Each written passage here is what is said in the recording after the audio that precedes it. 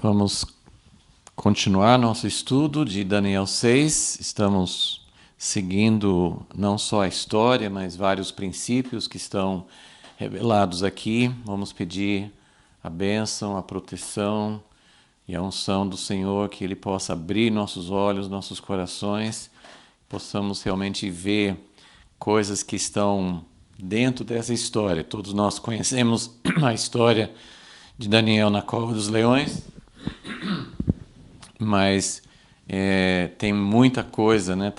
Estamos vendo que tem muitos princípios, muitas coisas nessa história que fazem parte de um ensinamento de Deus para nós. Então vamos orar, vamos confiar que o Senhor pode abrir nossos olhos, que nós possamos ver aquilo que realmente Ele quer revelar. Senhor, nós sabemos que só o Senhor pode nos revelar as Tuas verdades. Existem muitas coisas, como as parábolas que o Senhor contava, que trazia verdades preciosas, mas nem todos conseguiam entender o que estava realmente dentro daquela história, o que o Senhor queria mostrar por meio dessa história. Nós pedimos nesta manhã que o Senhor nos revele que essa história tão tremenda de um livramento, de fidelidade, de várias coisas que nós vemos na vida de Daniel, mas que nós também possamos entender aquilo que o Senhor quer mostrar, porque há tantas coisas aqui, tantas riquezas, tantos princípios, e nós precisamos disso até hoje, que estamos em realidades tão diferentes, mas que também a Tua palavra possa vir e nos dar luz no nosso caminho.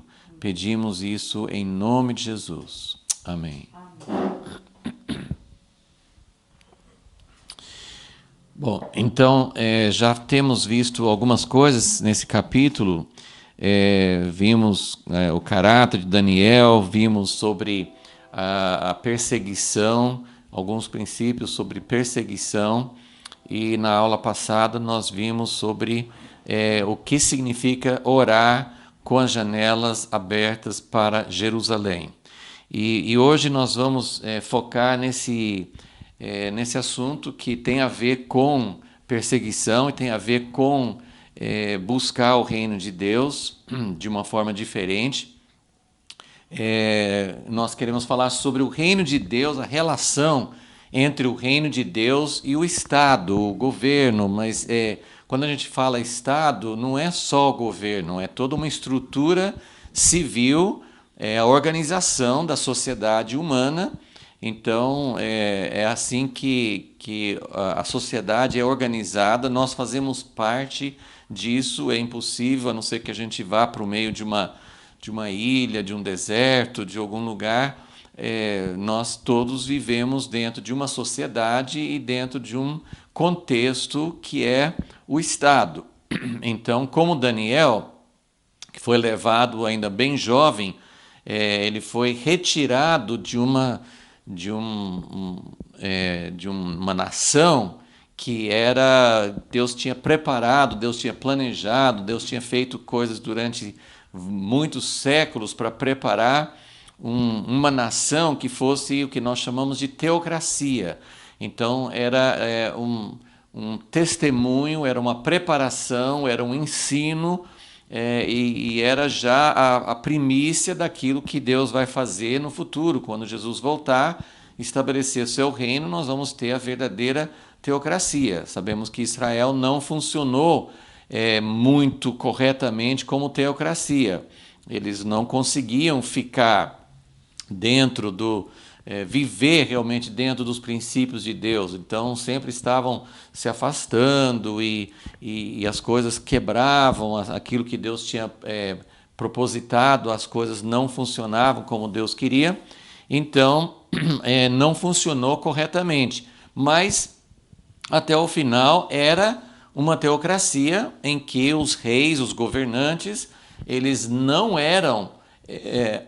deveriam ser autoritários, eles tinham que ser regidos pela lei de Deus e pela própria relação com Deus vivo, porque tinham os sacerdotes, tinham os profetas, tinha outros elementos dentro do sistema de Deus que não permitiam que o rei fosse autoritário, totalitário, como reis de outras nações. Naquela época ninguém conhecia a democracia, ninguém conhecia outra forma de organizar o Estado, mas Deus tinha mostrado um caminho diferente. Não era o caminho perfeito ainda, mas Deus estava mostrando princípios de um reino que seria um reino perfeito. Então Daniel foi arrancado, Daniel e os outros compatriotas dele, eles foram arrancados da sua nação, da sua estrutura, por causa dos pecados do povo, da apostasia. Deus permitiu que eles fossem levados para o cativeiro. Então eles perderam esse governo, essa liberdade, essa estrutura que Deus tinha prometido, que Deus tinha planejado, e foram para uma estrutura totalmente errada, totalmente adversária do propósito de Deus. Tanto é que Babilônia, para onde eles foram, é um símbolo, é um ícone na Bíblia de um reino contrário, de um reino que se opõe ao reino de Deus. Então, como nós estamos no capítulo 6, que é o último dessa parte de narrativas do livro de Daniel, e nós estamos procurando sempre entender o que é que Deus estava fazendo, o que é que Deus estava ensinando, o que é que Deus estava revelando através desse período do cativeiro.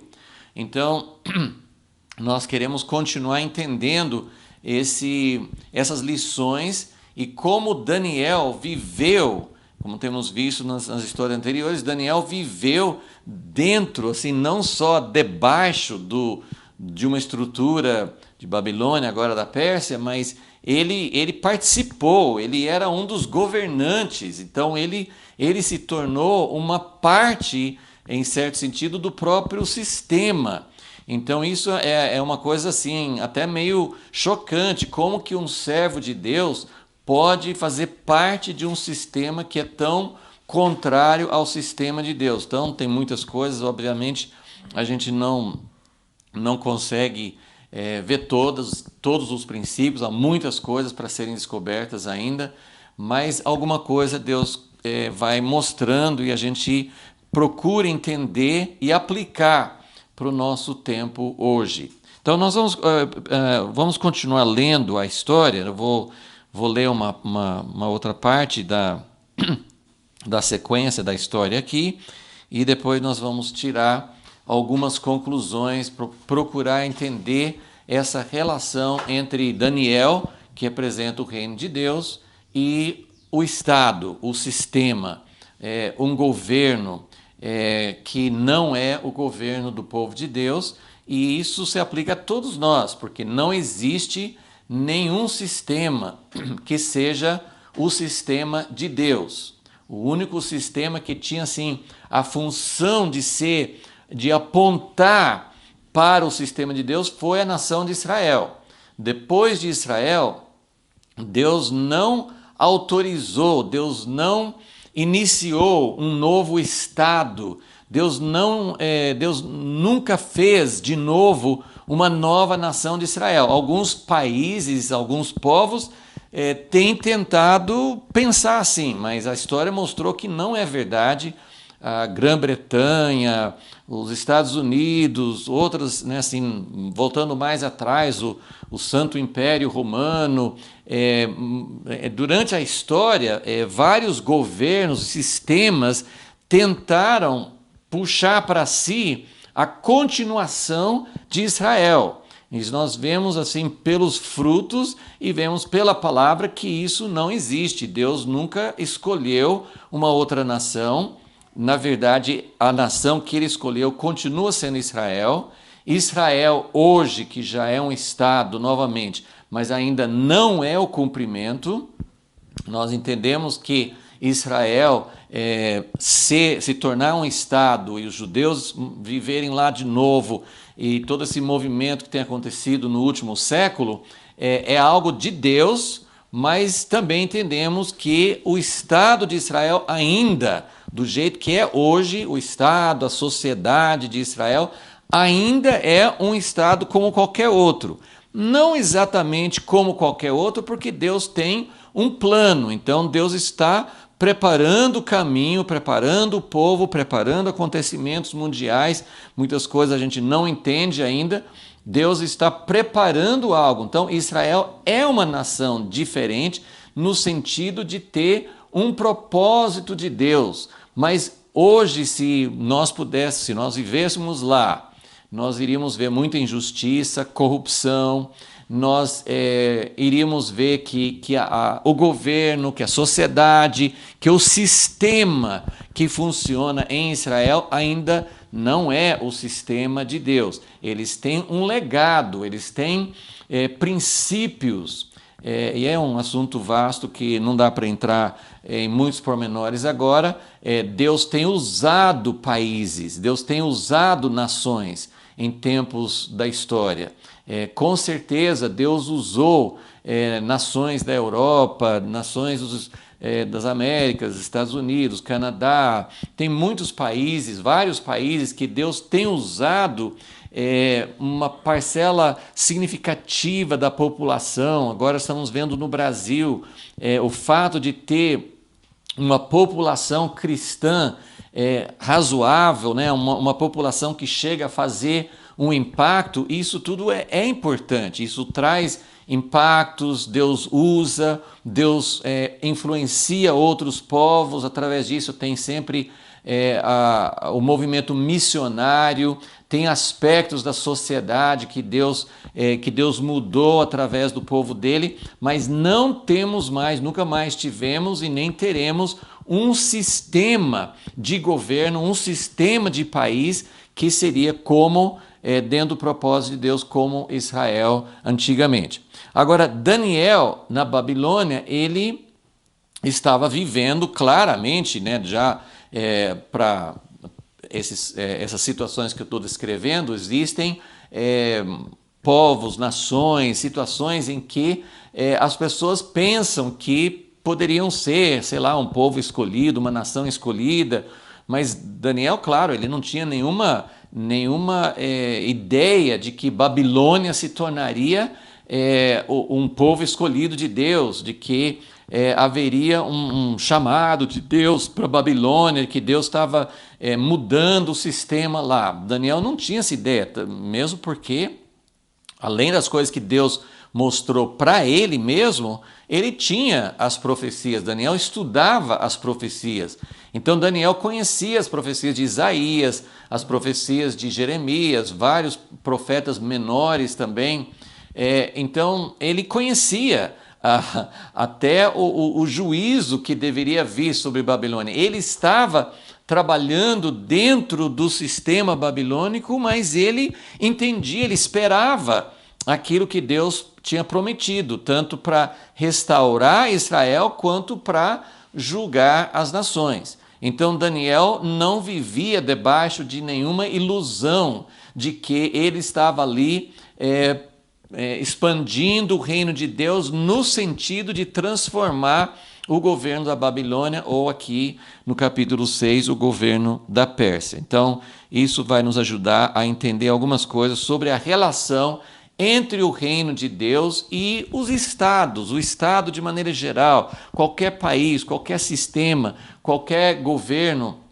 Nós devemos entender o que isso significa do ponto de vista de Deus. Mas vamos retomar a história e só lembrar de algumas partes que nós já lemos antes, mas vamos examinar um pouco mais essa história de como Daniel foi acusado, como nós já vimos, foi perseguido, e como ele buscava o reino de Deus através da oração.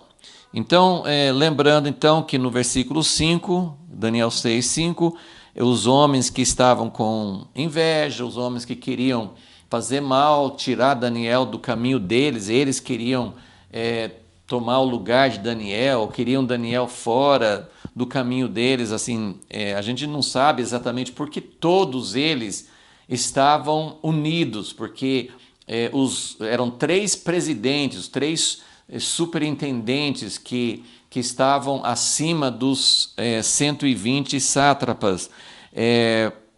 Os sátrapas, por que eles seriam contra Daniel? Porque Daniel não permitia que eles fizessem coisas desonestas? Nós não sabemos. Os outros 2 presidentes talvez queriam ocupar o lugar de Daniel. Mas, enfim, eles estavam ali tramando para tirar Daniel do caminho. E no versículo 5 eles falaram que não conseguiram achar nada contra Daniel, a não ser na lei do seu Deus. Versículo 6. Então estes presidentes e sátrapas foram juntos ao rei e disseram-lhe.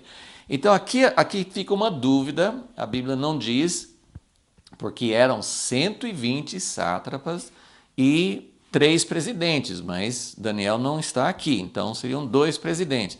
Então, se nós pensarmos em todo o grupo, seriam 122 pessoas, mas eu acho que não.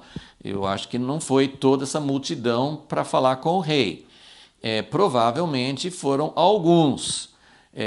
Mas essa palavra, acho que eu mencionei já, mas essa palavra no versículo 6, na maioria das Bíblias, nas nossas traduções, versículo 6, esses presidentes e sátrapas foram juntos ao rei e disseram-lhe, ó rei Dario, vive para sempre.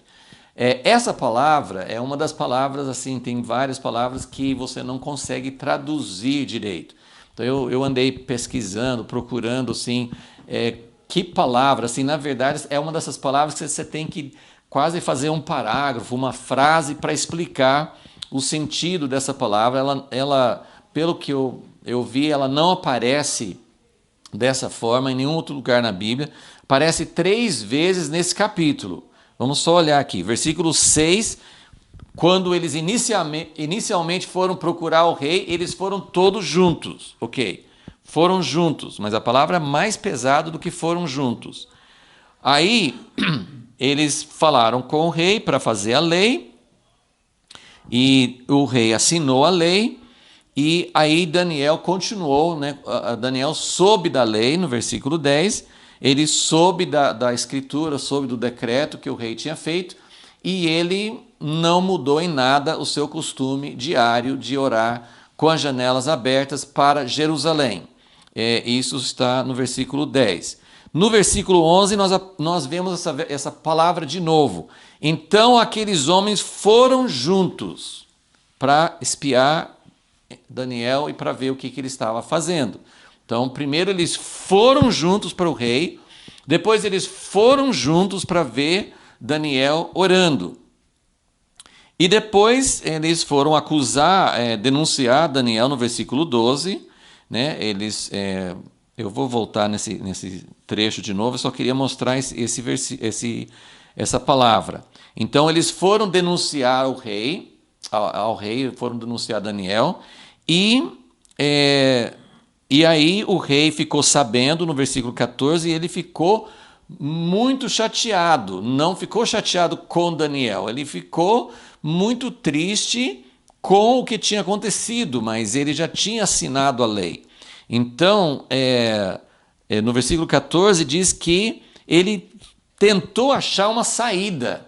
Ele procurou conselheiros, o que ele podia fazer. Eles não tinham um sistema muito complexo como o nosso, que teria que entrar com processo, sei lá, no Supremo Tribunal, sei lá, assim, o que ele podia fazer. Então, mas ele lutou, ele ficou tentando achar um jeito, e no versículo 15 aparece pela 3ª vez. Então, esses homens que estavam conspirando, eles foram juntos para apresentar o projeto ao rei, eles foram juntos para ver Daniel orando, e depois da denúncia, que eles foram juntos falar com o rei, mas não usa essa palavra, eles foram denunciar Daniel, mas depois que eles viram que o rei estava tentando achar uma saída, eles foram juntos no versículo 15. Então aqueles homens foram juntos ao rei e disseram: ó rei, não tente achar saída não, porque essa lei não pode ser revogada. Então eu só queria falar sobre essa palavra, que ela tem esse sentido de estar juntos, de ir juntos, é uma palavra que às vezes é traduzida como de comum acordo.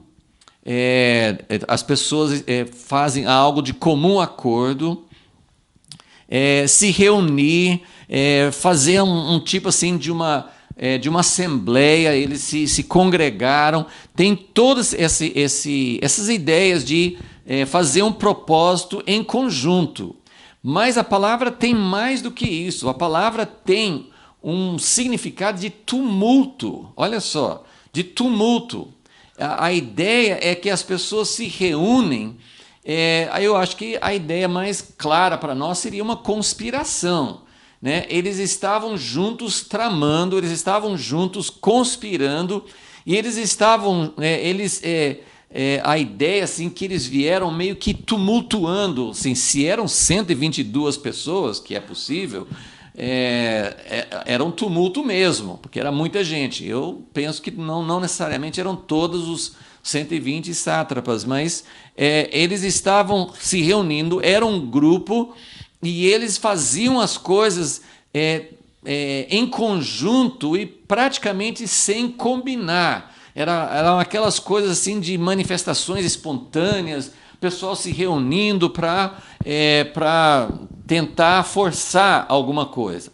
Então, uma das maneiras, uma das frases que a gente pode usar, assim, que eles tinham a ousadia arrogante de uma multidão incendiada por bravata e por um propósito sem fundamento, porque tudo que eles estavam querendo era algo que não tinha.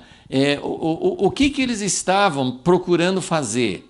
Eles não estavam procurando melhorar a segurança, eles não estavam procurando. Nós sabemos que eles não estavam procurando assim, exaltar o rei em si. Era uma lei que falava, só pode pedir por 30 dias algo ao rei. Mas eles não estavam preocupados com o rei, eles não estavam preocupados com a adoração do Deus deles, eles estavam preocupados em achar algo que eles sabiam de antemão que o Daniel não iria aceitar. Então, eles estavam com essa unidade, e aqui é um outro exemplo, né, que nós temos, como na Torre de Babel, de uma unidade que não é de Deus. Porque quando você pensa em unidade, né, quando nós vemos a unidade do povo de Deus, nós sabemos que unidade é um grande propósito que Deus tem para nós. Está no coração de Deus. Porém, a unidade da Torre de Babel era uma unidade sem Deus e tinha um propósito que ameaçava os propósitos de Deus. Agora, a unidade aqui também, esse aqui era uma unidade completamente contrária. E é uma unidade que, na verdade, não provavelmente, se eles conseguissem o objetivo deles, não iria permanecer. Sabe aquela coisa, quando as pessoas se unem contra um inimigo comum, então eles têm uma unidade passageira, eles têm uma unidade muito parcial, é só para um propósito, e não é um propósito bom. Então existem várias unidades, né? Partidos políticos podem se unir contra algo que eles pensam que é contrário aos seus interesses. E às vezes aqueles partidos que se unem naquele propósito não têm nada em comum. Isso pode acontecer também em famílias, isso pode acontecer em muitos círculos da igreja. As pessoas se unem, mas não pela causa de Deus. Então existem propósitos, existem causas que unem as pessoas, mas é uma causa nociva. Anos atrás, um irmão muito precioso trouxe um paralelo com a natureza, que eu sempre lembro disso quando penso sobre essa unidade errada, porque ele fez uma comparação com os processos nucleares.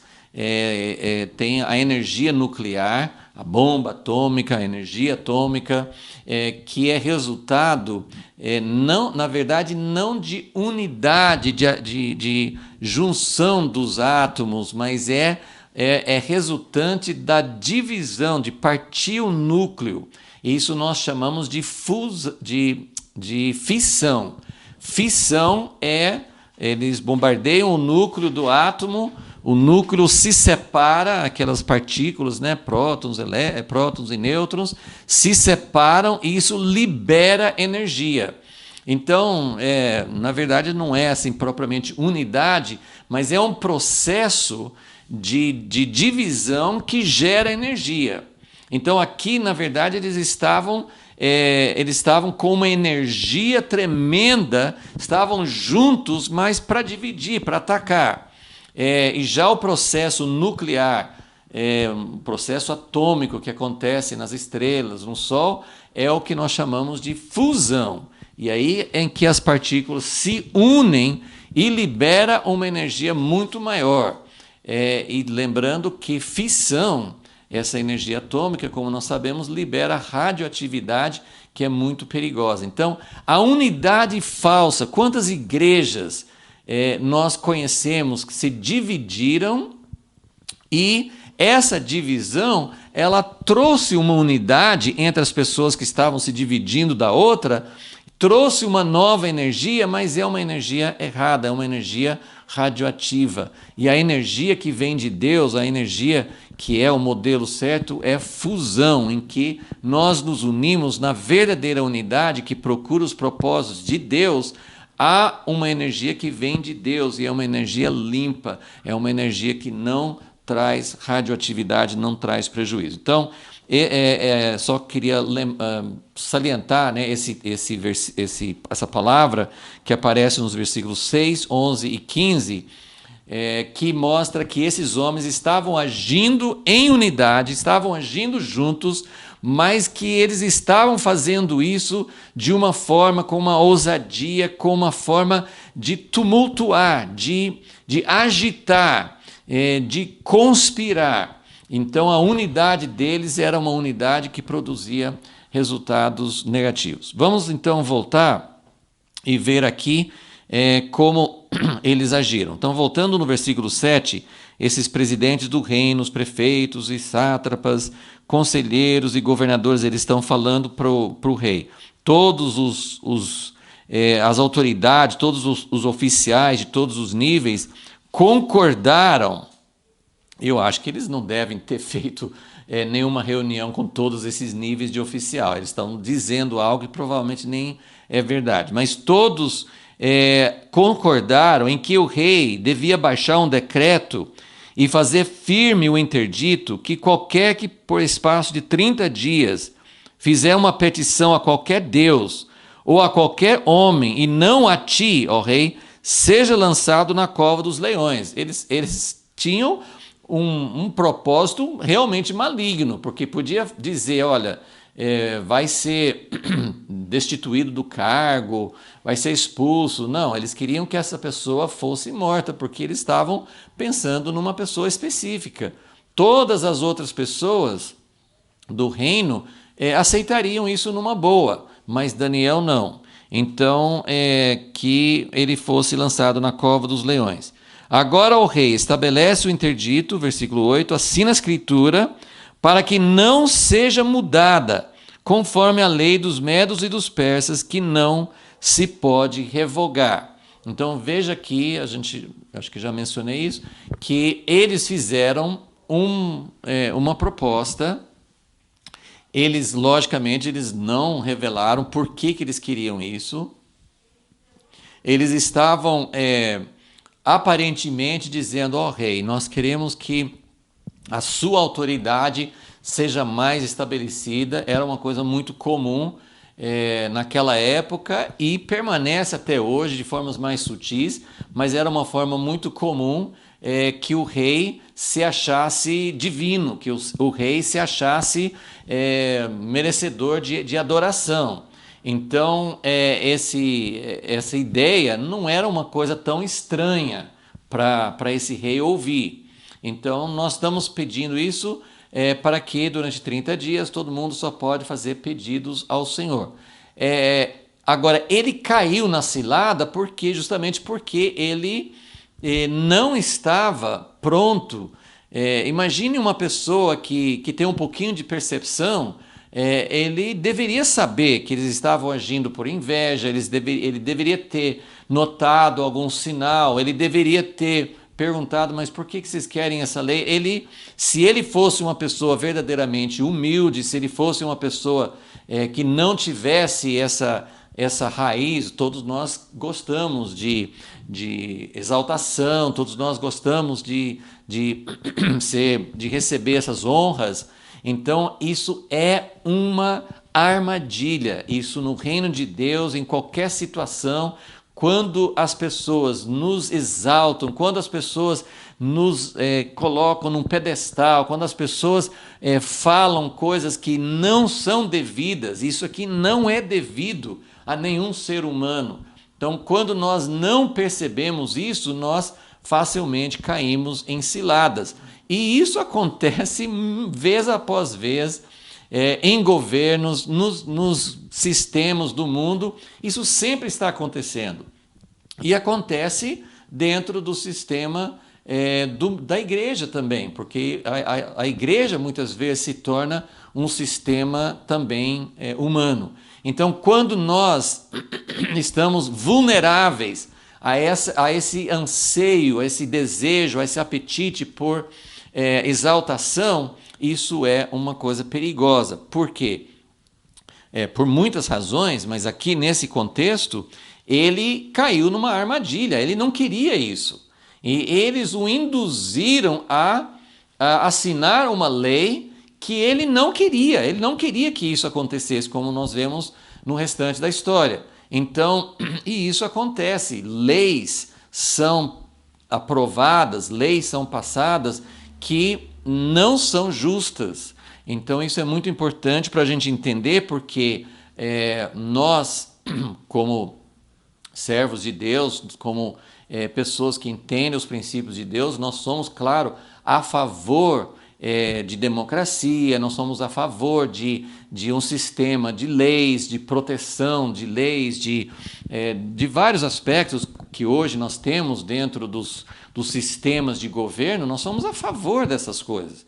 Só que nós precisamos entender que nem sempre uma lei, nem sempre o sistema que deveria funcionar para proteger contra erros, contra esses extremos, contra esses abusos, nem sempre essas coisas funcionam. Muitas vezes o próprio sistema que foi instituído para proteção, né, isso tinha no sistema de Israel. Deus colocou sacerdotes, Deus colocou profetas, mas tinha falsos profetas. Tinha sacerdotes também que não eram fiéis a Deus, como os filhos de Eli. Então, o sistema, mesmo sendo um sistema instituído por Deus, o sistema é falho, porque é exercido por pessoas falhas, por pessoas que têm esses grandes erros. Então, aqui eles estão usando um sistema de lei, e pelo que nós podemos entender pela história, pelas pesquisas também, o sistema da Pérsia era melhor do que o sistema da Babilônia. Era um sistema mais justo, eles tinham essas leis que não podiam ser simplesmente, o rei não podia simplesmente falar assim, não, eu mudei de ideia. Não, ele tinha que ter certeza o que ele quer colocar, porque depois não podia mudar. Então, era uma tentativa de ter um sistema mais justo. Só que quem sabe usar, manipular o sistema, consegue muitas vezes colocar o sistema para funcionar de uma forma contrária. E isso é muito importante para a gente entender, porque o Estado sempre vai ser sujeito a esses abusos, né? O sistema humano, por melhor que seja, por melhores que sejam os princípios, quando você... É mais ou menos essa questão dos hackeadores na internet, assim, por um lado, sempre tem desenvolvedores que estão procurando formas que não possam, formas seguras, formas que não possam ser violadas. E por outro lado, tem pessoas também tentando quebrar, né? Como o alarme de um carro, sei lá, assim, cada inovação tecnológica, os outros também estão inovando e conseguindo furar. Então, não tem um sistema seguro, não tem um sistema de governo seguro, né? Então, eles falaram com o rei, no versículo 8, e no versículo 9, o rei Dario assinou a escritura e o interdito. E aí nós temos o versículo 10, que Daniel ora com as janelas abertas para Jerusalém. Ele não muda, ele não toma conhecimento, ele sabia do decreto, mas não mudou nada, não tomou conhecimento, no sentido assim que ele não mudou em nada o que ele estava fazendo. No versículo 11, aqueles homens foram chegando assim, juntos, tramando como combinado para testemunhar o que Daniel estava fazendo. E aí eles foram diante do rei, versículo 12, e se apresentaram ao rei e disseram. Então, olha como eles foram espertos, como eles foram sagazes, né? Eles já foram falando, rei, como que é? Foi feito um decreto, tá tudo certo, esse decreto foi assinado, é verdade que ninguém pode fazer nenhum pedido a não ser para o Senhor durante 30 dias? E o rei falou, no final do versículo 12, esta palavra é certa, conforme a lei dos medos e dos persas, que não se pode revogar. Então o rei, eles fizeram de tal forma que o rei não só assinasse, mas se isso tivesse algum valor legal, não sei, assim, eles fizeram o rei declarar, sim, realmente, eu assinei, essa lei não pode ser alterada. Então, eles fizeram o rei testemunhar com a sua própria boca de que essa lei estava em vigor e que ele teria que fazer com que se cumprisse. E aí vamos ver o versículo 13. Então responderam diante do rei, Daniel, e olha que eles tinham que identificar quem é Daniel, né? O rei sabia quem era Daniel, ele não precisava falar Daniel, ele podia ter falado Daniel que está no seu governo, Daniel que faz parte, que o senhor nomeou, Daniel que é um dos presidentes do reino. Não, eles chamam assim Daniel, isso mostra a atitude, mostra a raiz da ira que eles tinham contra Daniel, contra o povo judeu, porque eles eram de outra nação, de uma nação desprezada. Vemos que nessa época já tinha o que hoje nós chamamos de antissemitismo, porque eles estavam contra, podiam ter esse sentimento contra outros povos também, talvez não só contra Daniel, mas é interessante que o antissemitismo que existe até hoje não é só uma questão de racismo.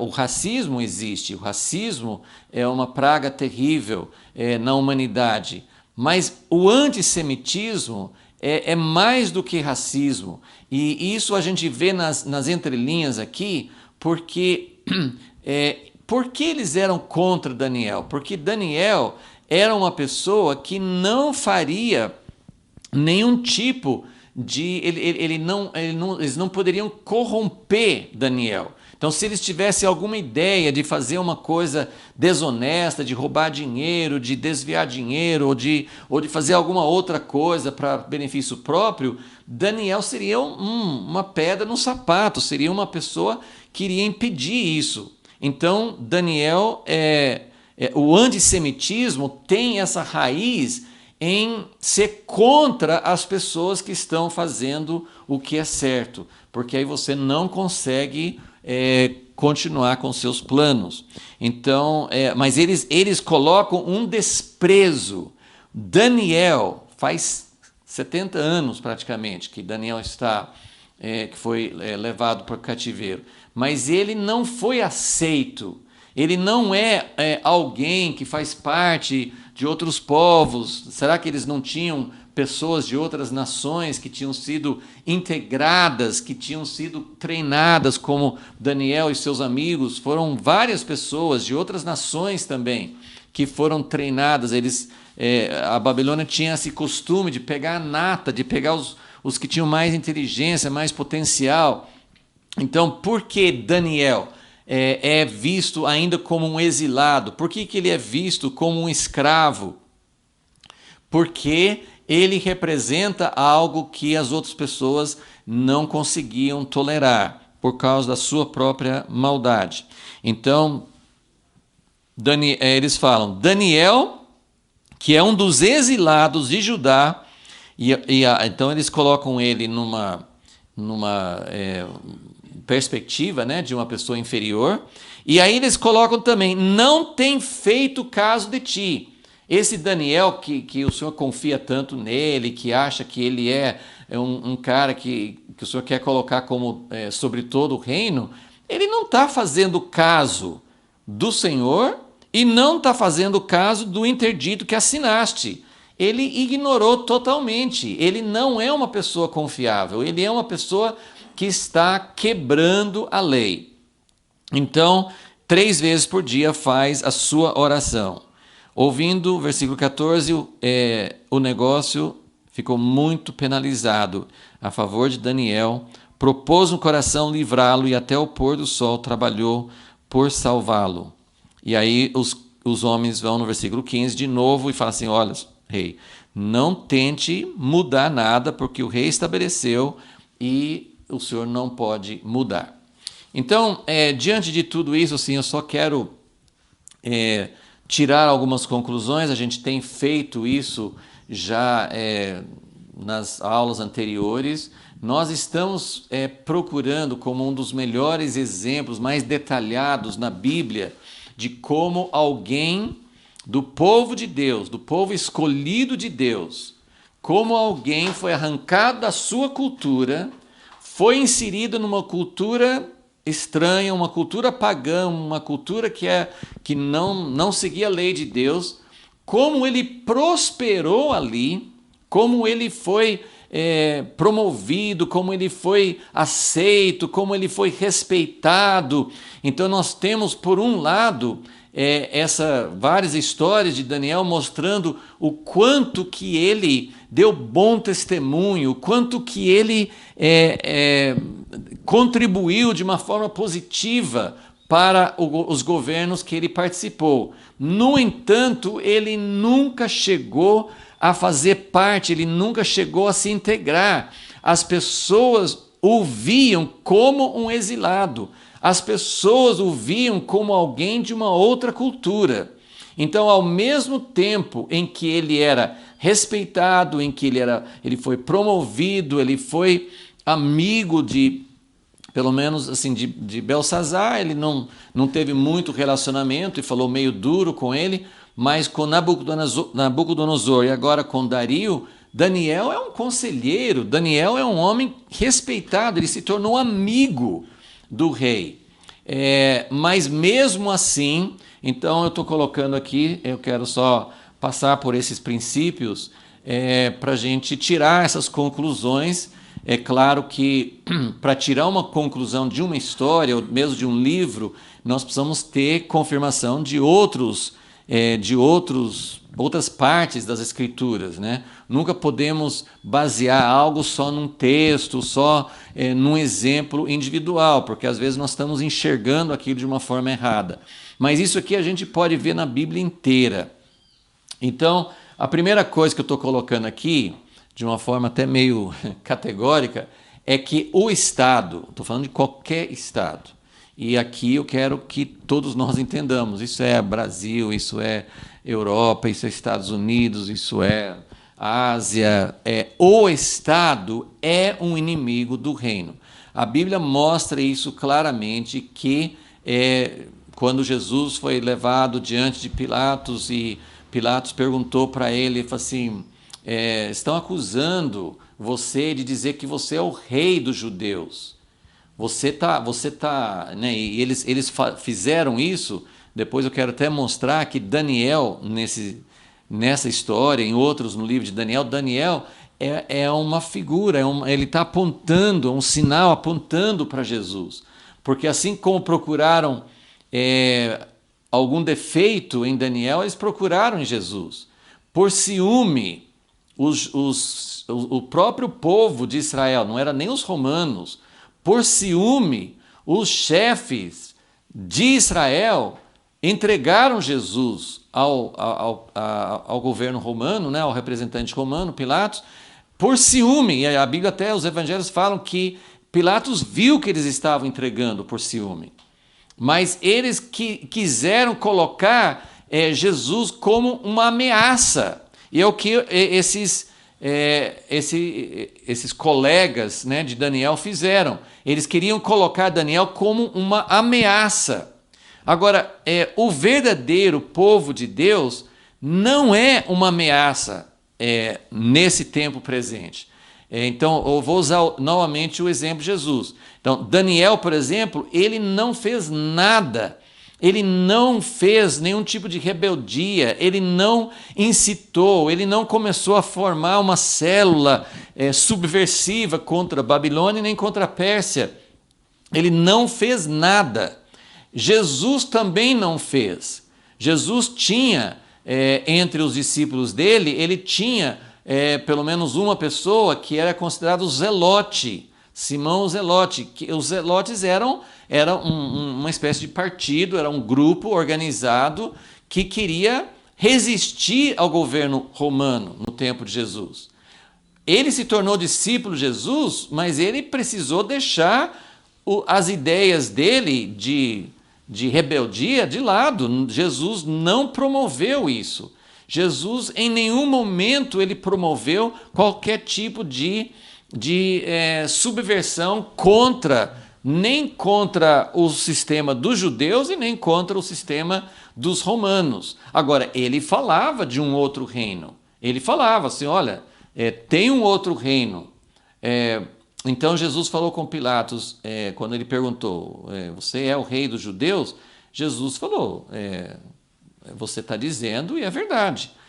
Mas o meu reino não é deste mundo. E a igreja, durante séculos, pegou essa frase dizendo, nós não vamos viver mais nesse mundo. Mas Jesus não estava dizendo isso. Ele estava dizendo, eu represento um sistema. Esse sistema um dia vai realmente acabar, como nós vimos em Daniel 2. Vai ter uma pedra cortada do monte que vai esmagar, que vai esmiuçar todos os outros reinos.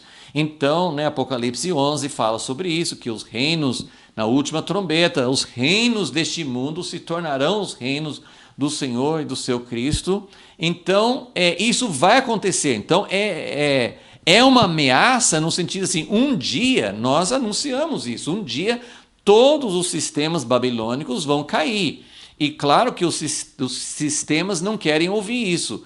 Mas Daniel ele não estava promovendo isso. Quem teve o sonho foi Nabucodonosor. Daniel interpretou o sonho de Nabucodonosor. Falou assim, olha, o senhor viu uma pedra e aconteceu isso. Mas Daniel não estava ali sempre dizendo, ele não estava promovendo isso. Porém, o que eu quero dizer aqui? Que em última análise, o Estado é inimigo do reino de Deus. Existem alguns momentos, existem períodos, existem alguns momentos em que parece que algum governo, algum império, algum sistema está colaborando com o reino de Deus. Sim, já houve vários momentos no passado e estamos vendo aqui esse reino da Pérsia que derrubou Babilônia. Esse reino, o rei Ciro, foi ele que deu a ordem para o povo sair do cativeiro. Então existem momentos, existem pontos, ou fases, ou períodos em que algum determinado Estado pode colaborar. E nós temos muitos exemplos disso na história. Tem governantes que são homens que temem a Deus, né? Então isso tem acontecido na história, pode acontecer ainda. Mas mesmo quando, agora esse é o ponto que eu queria frisar, que mesmo estado, estamos o capítulo 6, mesmo Nabucodonosor, que era amigo de Daniel, mas ele tinha esses momentos, né, como no capítulo 3, que ele fez a estátua e mandou todo mundo ajoelhar-se e adorar aquela estátua. Então, por mais que Nabucodonosor ele fosse aberto a Daniel, ele revelava ele fazia parte de um sistema que queria tomar o lugar do reino de Deus. Então, o Estado sempre tem essa força por trás. Vamos pensar aqui nesse contexto do capítulo 6. Aqui nós temos um rei chamado Dario, que parece ser muito amigo de Daniel e parece até ser alguém que aceita que Deus, o Deus de Daniel, é um Deus vivo. Você vai perceber que, versículo 16, né, o rei ordenou que trouxessem a Daniel, lançassem na cova dos leões, e disse o rei a Daniel: o teu Deus, a quem tu continuamente serves, ele te livrará. Então ele acredita no livramento, o rei acredita. Então aqui nós temos um exemplo de um governo, é um governo pagão, é um sistema do mundo, é um sistema que vai cair depois, como Daniel interpretou o sonho de Nabucodonosor, né? Babilônia, Pérsia, depois vem outro, Grécia, etc. Todos os reinos passarão, todos os sistemas um dia vão cair, mas esse sistema, esse homem, Dario, ele parece ser aberto. E depois nós temos o rei Ciro, que fez a proclamação, libertando o povo de Israel para voltar à sua terra. Então nós temos um exemplo aqui de um rei favorável. Se você lembra da história de Esther, no livro de Esther, que é um pouco depois desse período, mas é próximo, e ali o rei Assuero também, ele era um rei favorável, ele casou com Esther, ele gostava, depois ele promoveu Mordecai, ele era um rei favorável, mas ele também era um rei sujeito, quase que Amã conseguiu trazer um decreto também, e o rei não percebeu inicialmente. Então, o que eu quero mostrar? Que os sistemas é um sistema como um todo. Então, aqui nós temos o rei Dario, que é mais favorável, mas dentro do sistema dele, nós temos todo esse grupo de presidentes e governadores e oficiais que se unem para perseguir Daniel. Então, isso também faz parte do sistema. Então, o que eu quero dizer? Que o sistema, em última análise, vai demonstrar sua natureza. O sistema da besta. A besta no livro de Apocalipse é vista, as bestas também no livro de Daniel são vistos, a besta, os animais, são uma figura desses sistemas. E todos os sistemas são malignos por natureza. Por natureza. Então, o que nós queremos entender aqui? Que o Estado é inimigo do reino de Deus. Agora, isso significa que o verdadeiro cristão, entendendo isso, ele se coloca numa posição assim: eu não quero nenhuma parte, eu não quero ajudar, eu não quero contribuir, eu quero me distanciar de qualquer parte do sistema. Não, Daniel mostrou o contrário. E nós temos o exemplo de José do Egito, nós temos o exemplo de Esther, nós temos um exemplo de Neemias. Então nós temos vários exemplos mostrando pessoas que, de uma forma ou de outra, tinham uma posição dentro de um sistema pagão.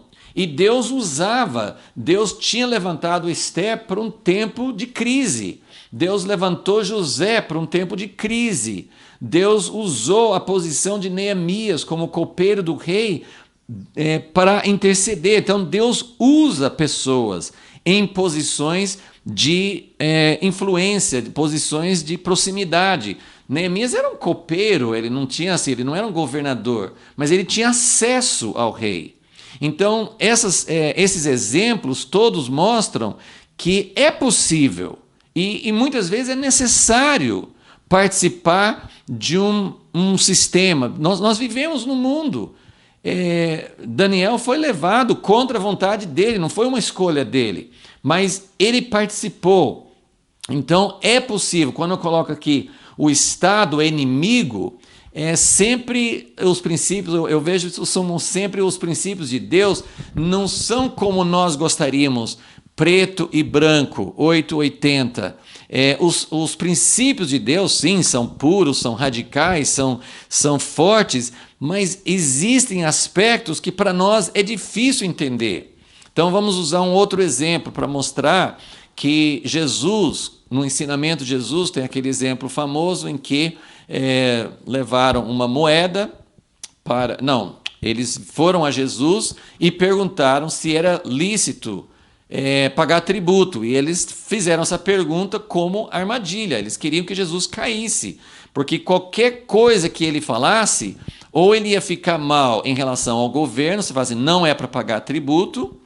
Se ele falasse que é para pagar tributo, ele ia entrar em choque com esses judeus que eram muito radicais contra qualquer tipo de sistema imposto sobre eles. Então eles fizeram uma pergunta para pegar Jesus numa armadilha. E o que Jesus falou? Deixa eu ver uma moeda. E ele, olhando para a moeda, falou assim, quem é essa imagem aqui? E aí eles falaram de César. Ele falou assim, então você precisa dar a César o que é de César e a Deus o que é de Deus. Então Jesus estava mostrando que nós vivemos dentro do sistema. Nós pagamos tributos. Pagamos tributos para governos injustos. Pagamos tributos para governos corruptos. Mas nós não deixamos de pagar tributos, impostos. Nós não deixamos de aproveitar oportunidades. Eu fico imaginando Daniel, que ele provavelmente ele tinha que participar de várias coisas que não eram o ideal. Desde o capítulo 1, quando ele foi ensinado, ele e os outros amigos, eles tiveram que passar por todo o treinamento do conhecimento da Babilônia. E ele só pôs o limite numa coisa, a alimentação eu não aceito. Então, nós precisamos saber como participar, mas traçando os devidos limites. Então, quando eu falo o Estado é inimigo do reino de Deus, Daniel tinha consciência de que ele não iria mudar, ele não iria transformar o sistema. E, meus irmãos, nós precisamos entender isso. Os governos mais amigos, os governos de países mais cristãos, fazem parte de um sistema. E pode ser que haja um tempo em que o governo vai até ajudar, de alguma forma, o propósito de Deus. Aliás, sempre Deus sempre usa os governos para fazer a vontade dele. Mas é muito misterioso isso, porque claro que Deus não quer a destruição, Deus não quer o juízo, mas Deus permite disciplinas, como ele permitiu para Israel. Deus permite situações injustas, como no Holocausto, porque Deus tem um propósito superior a tudo aquilo.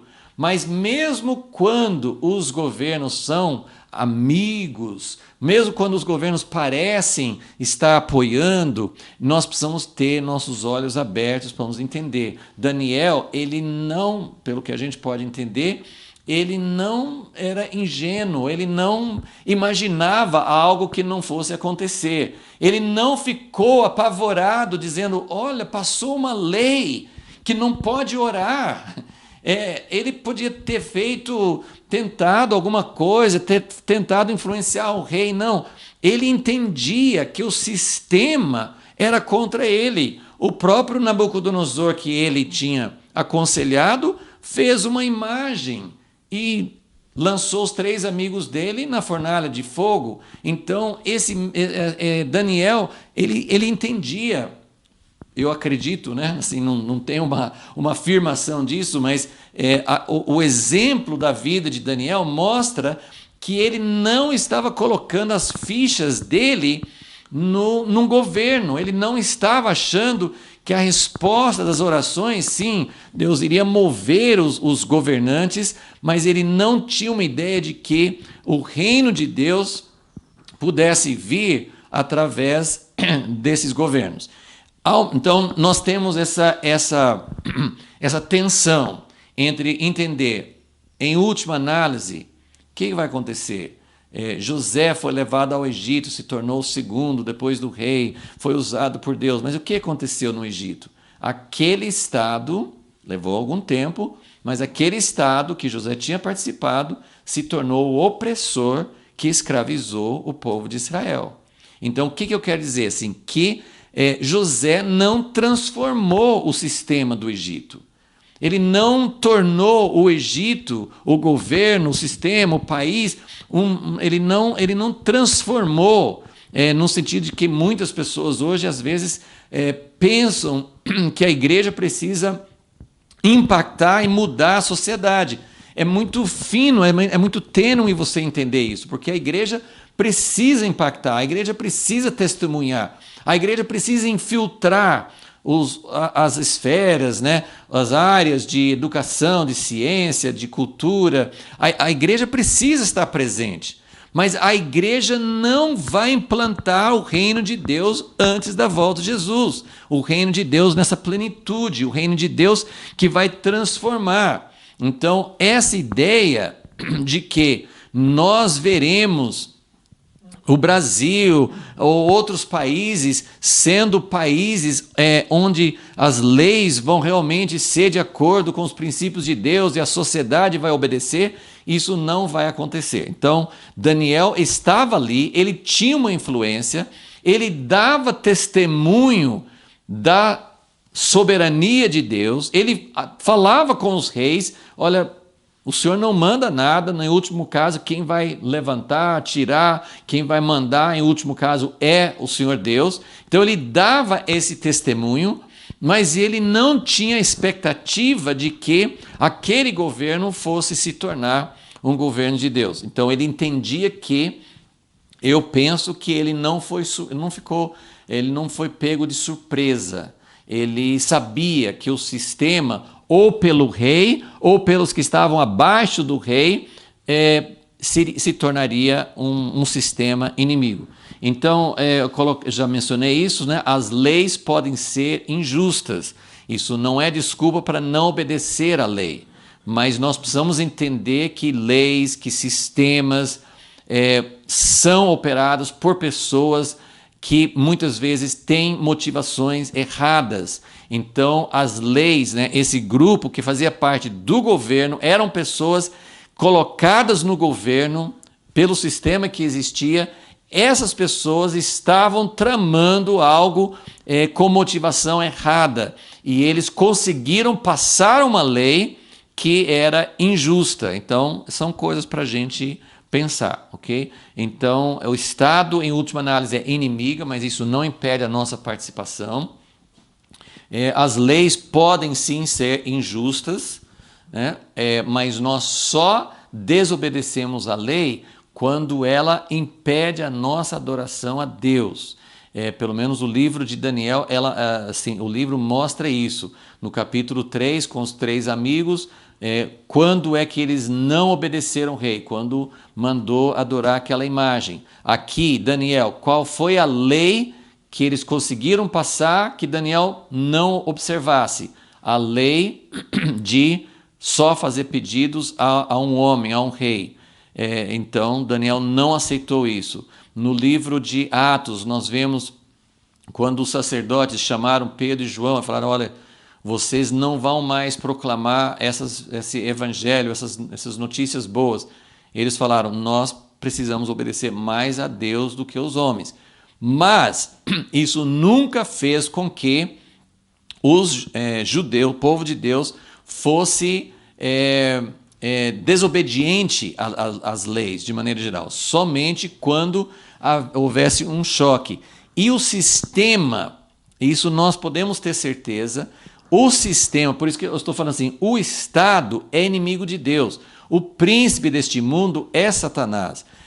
As profecias de Daniel, as profecias do Apocalipse, as profecias que nós temos em outros profetas, falam claramente que o Estado, o governo, isso é o sistema que nós, em última análise, se torna um sistema do anticristo, é um sistema que vai achar algum jeito. Olha como esses homens malignos, como eles ficaram pensando, nós temos que achar um jeito, ficaram tramando.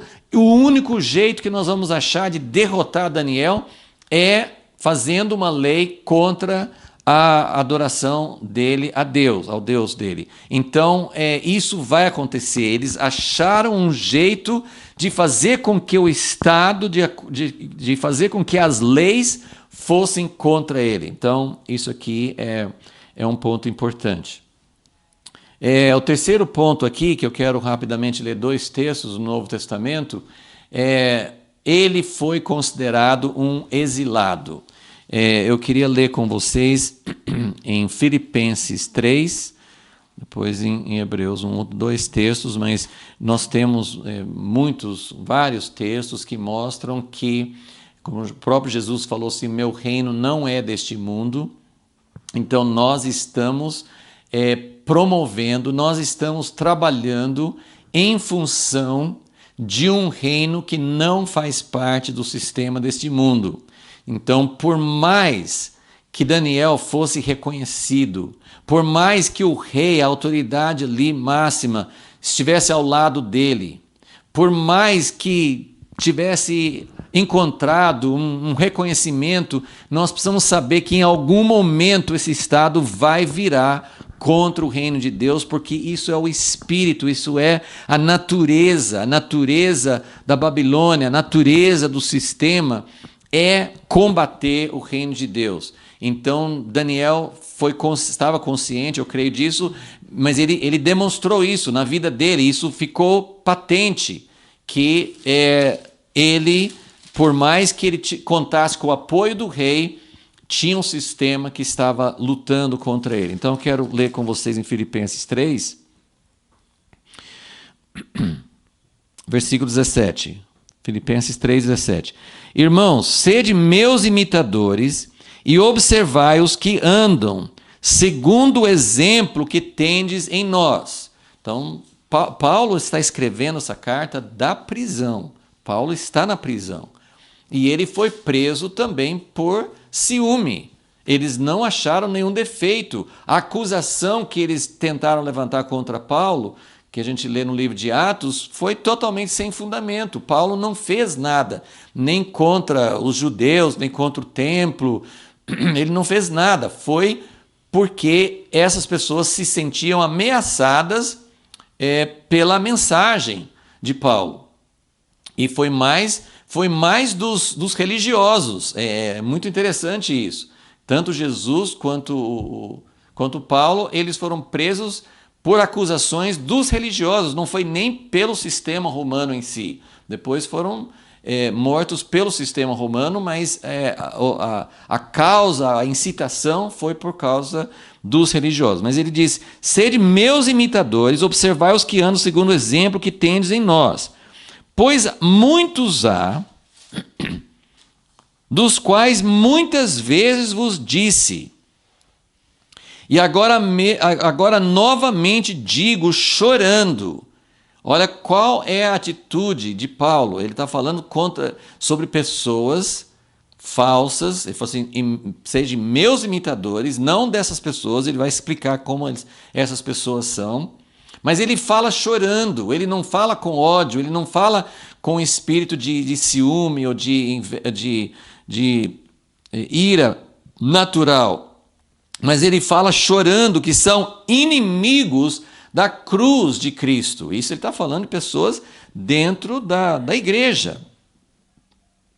O seu fim é a perdição, o seu Deus é o ventre, a sua glória é a vergonha. Ele está falando sobre o quê? Quais são as pessoas que são inimigas da cruz de Cristo?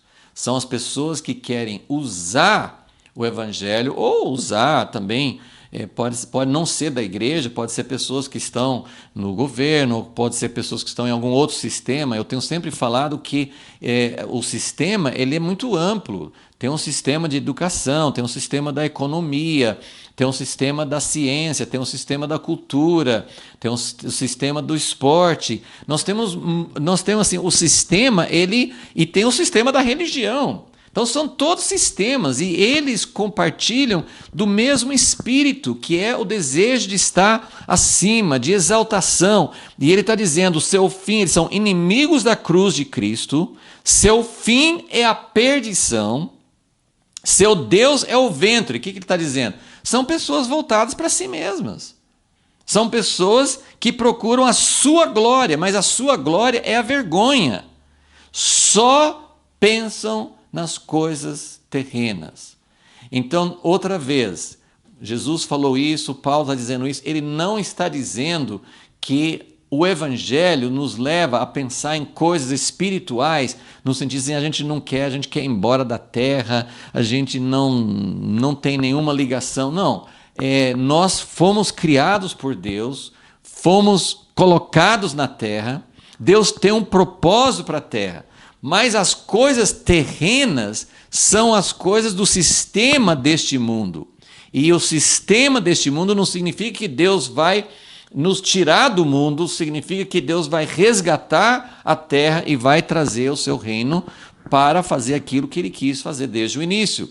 Mas quando pensam nas coisas terrestres, nas coisas terrenas, eles não estão buscando a verdadeira glória de Deus. Então, versículo 20, a nossa pátria está nos céus, ou seja, nós somos exilados. Agora, isso não significa que nós queremos morrer e ir embora para os céus, nós queremos que os céus venham para cá. Nossa pátria, como Hebreus 11 também fala sobre Abraão, ele buscava uma cidade que tem fundamentos. Então, nosso interesse é servir aqui, demonstrar o amor de Deus. Se nós fomos chamados para o mundo de negócios, se nós fomos chamados para o mundo do comércio, se nós fomos chamados para o mundo da cultura, aonde quer que nós formos chamados, nós servimos como Daniel serviu, mas o nosso coração não está nisso. Nós entendemos que somos exilados, entendemos que o sistema em um dia vai se levantar contra o reino de Deus. Então, agora isso não nos torna, como é difícil manter essa linha, porque isso não nos torna contra o dinheiro. Deus usa o dinheiro para seus propósitos, nós não somos contra a cultura em si, nós somos a favor de demonstrar que nós podemos servir como Daniel serviu com seus talentos, mas que nós acreditamos num outro sistema que virá. Então, nossa pátria está nos céus, de onde esperamos o Salvador, o Senhor Jesus Cristo, que transformará o nosso corpo de humilhação para ser conforme o seu corpo glorioso. Nós não seremos fantasmas, nós não seremos espíritos sem corpos, nós teremos um corpo glorificado, segundo o seu eficaz poder sujeitar também a si todas as coisas. Então aqui ele fala que um dia todas as coisas serão sujeitas a Deus. Então, e mais um texto em Hebreus, capítulo 13.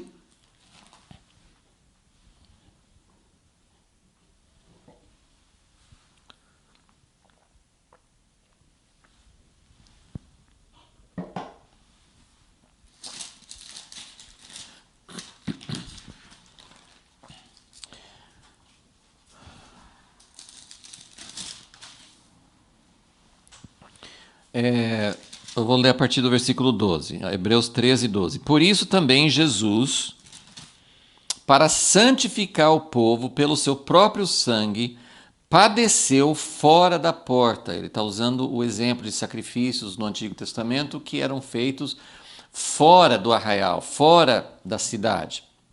E Jesus foi crucificado fora da cidade. E ele está dizendo que Jesus sofreu vergonha, a vergonha da cruz e a vergonha de ser colocado fora da cidade. Então, versículo 13, ele fala: saiamos, pois, a ele fora do arraial. Então, isso está dizendo assim: nós não fazemos parte. Nós podemos ser super reconhecidos, podemos ser autor de livros, podemos ser ter uma posição no governo, nós podemos ser pessoas com muito reconhecimento em alguma área que Deus nos deu, ou podemos ser simples servos, sem nenhum destaque.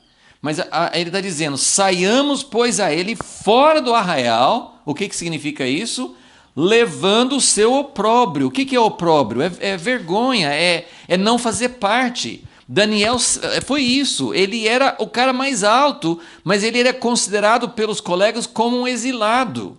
Então ele não se identificou. Isso não era só porque os outros o viam assim. Daniel demonstrou isso. Então essa posição de Daniel que me desafia tremendamente de pensar: nós precisamos entender que o Estado é um inimigo, mas nós podemos contribuir, nós podemos servir, mas nós precisamos entender que nós não fazemos parte. Versículo 14: pois não temos aqui cidade permanente. Isso aqui é de passagem, não somos peregrinos. Não temos aqui cidade permanente, mas buscamos a vindoura. Então, esses textos mostram assim: nós somos exilados. Junto com Daniel, aonde quer que o Senhor nos chamou para servir, nós devemos servir com excelência, nós devemos servir com testemunho, nós devemos ser, não melhores do que os outros, mas nós devemos ser o melhor possível, o mais honesto, o mais pronto para contribuir de maneira positiva para a sociedade, para a empresa, para o governo, para a nossa cidade. Nosso intuito deve ser sempre: eu quero servir, mas eu entendo que meu coração não está aqui. Porque existe essa dificuldade. Ou a gente sai e acha que não vale a pena a gente fazer nada para ajudar, ou a gente entra e coloca a nossa esperança, a nossa ambição, a nossa motivação está nisso. Daniel, pelo que a gente vê, ele não tinha motivação nas posições que ele tinha. Ele não colocava, ele estava pronto. Ele estava pronto para ser lançado na cova dos leões por ser fiel a Deus. Ele não se agarrou à posição dele, ele não ficou, ele não se tornou uma pessoa integrada nesse sentido, né? Ele não era uma parte, ele sempre foi visto como um exilado. O quarto ponto aqui que eu coloquei é que Daniel, ele estava trabalhando, estava sendo fiel, mas o que ele fazia, que nós aprendemos semana passada, na última aula, o que Daniel fazia durante todo o tempo do cativeiro? Aonde ele estava realmente colocando as suas fichas, a sua esperança? Na oração.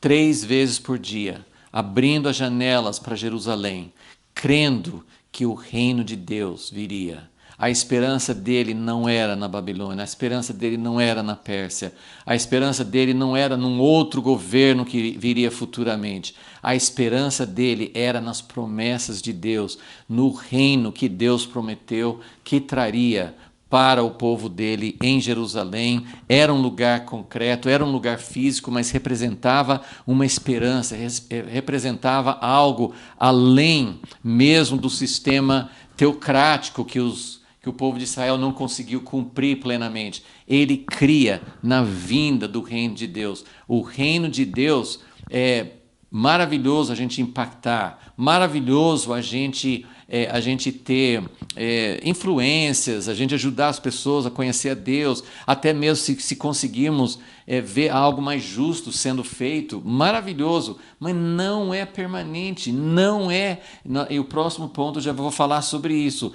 O reino de Deus vem pela oração, né? Por nós, né? É lógico que não é só ficando no quarto orando, mas é pela oração, pelo contato com Deus que nós vamos saber o que fazer. E o último ponto aqui, nós vamos voltar nesse capítulo e nesse texto na semana que vem, mas eu queria só voltar para Daniel 6 e pular nesse momento toda a parte da libertação da cova dos leões, que nós vamos falar semana que vem, mas no final do capítulo 6, assim como aconteceu mais de uma vez com Nabucodonosor, cada vez que Nabucodonosor via que Daniel estava certo, que Deus estava com ele, Nabucodonosor fazia um decreto. Agora eu determino que todos os povos reconheçam o Deus de Daniel, que todos os povos respeitem. Olha só, no final do capítulo 6, versículo 25, Daniel 6, 25. Então o rei Dario escreveu a todos os povos, nações e gente de diferentes línguas que moram em toda a terra: a paz vos seja multiplicada. Da minha parte é feito um decreto, pelo qual em todo o domínio do meu reino os homens tremam e temam perante o Deus de Daniel. Eu nem vou ler o restante, que nós vamos estudar isso depois, mas o último ponto aqui não dá para implantar o reino por decreto do governo.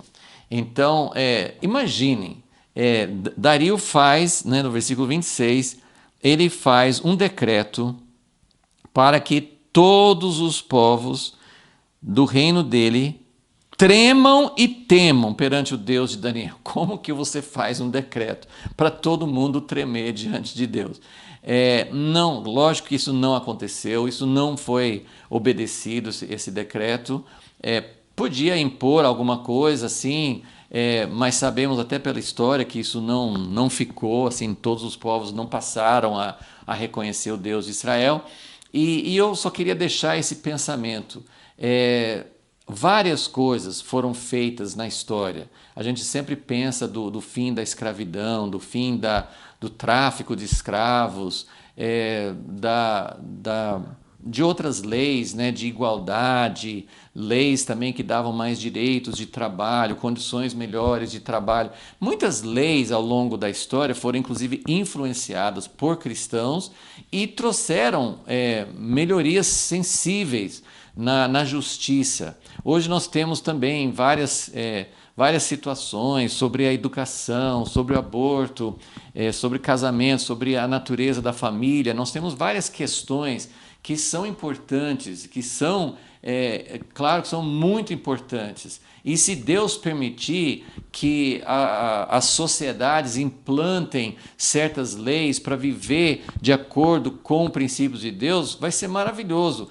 Pessoalmente, primeiro, eu tenho minhas dúvidas se nesse momento que nós estamos vivendo, se isso realmente vai acontecer de uma forma eficaz. Eu não sei, eu não tenho essa revelação de Deus.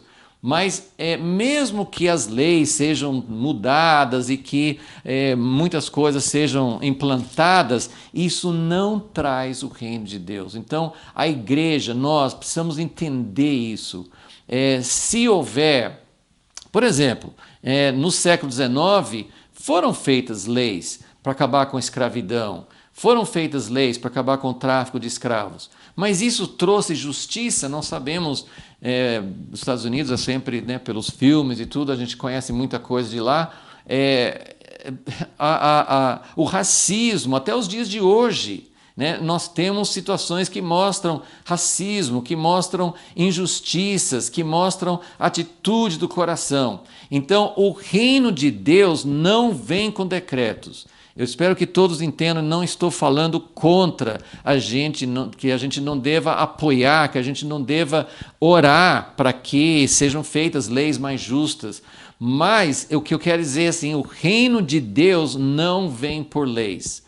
Então, por exemplo, foi maravilhoso que Dario fez esse decreto, foi maravilhoso que esses homens tramaram contra Daniel e eles mesmos que foram depois julgados e acabou todo esse grupo conspiratório. Foi maravilhoso, Deus fez justiça, Deus reivindicou Daniel, Deus colocou Daniel numa posição de vitória, de exaltação. E o rei Dario fez um decreto no império dele, para que todos servissem a esse Deus verdadeiro. Mas isso trouxe o reino de Deus? Não, não trouxe. Então, são esses pontos que eu queria compartilhar sobre o reino de Deus e o Estado. Como é importante a gente entender por onde vem e quais são os nossos verdadeiros instrumentos. quais são as nossas, quais são as estratégias que Deus deu para nós, para que o reino de Deus venha. Principalmente a oração, principalmente vivendo, dando testemunho, mas vivendo dentro do sistema, mas entendendo que esse sistema não vai permanecer. Que o Senhor nos ajude, que o Senhor nos dê sabedoria em cada situação, em cada momento da história. Vamos orar. Senhor, nós clamamos a Ti, Senhor, porque sabemos que os desafios de hoje não são menos importantes, não são menos fundamentais, são coisas que nos desafiam. Nós estamos vivendo em várias situações hoje, em que o teu povo e o mundo em geral está vendo conflitos e situações que ameaçam o teu povo e os teus propósitos. Senhor, mas nós queremos colocar a nossa esperança em Ti e queremos trabalhar da forma que o Senhor deseja. Ó Deus, que nós possamos orar com nossas janelas abertas para Jerusalém, crendo que o Teu propósito se cumprirá, crendo que o Senhor há de operar profundamente, Senhor, mas não muitas vezes através de formas visíveis e impositivas, ó Deus, mas que realmente nós possamos entender onde está o Teu reino e como que Ele virá. Usa as nossas vidas, usa o Teu povo, levanta-nos em oração, levanta-nos em testemunho, ajuda-nos a ser fiéis como Daniel foi, ajuda-nos a não cair em armadilhas, que existem muitas armadilhas para nós sermos sugados e fazer parte de um sistema que não faz parte do Teu reino, até mesmo nos nossos trabalhos de ministério, de servir ao Senhor, nós podemos cair em armadilhas. Guarda-nos, Senhor, e ajuda-nos que nós possamos ser verdadeiramente fiéis a Ti, que possamos ir pelo caminho da cruz, que possamos entender, Senhor, que não podemos ser inimigos da Tua cruz. Em nome de Jesus te pedimos. Amém.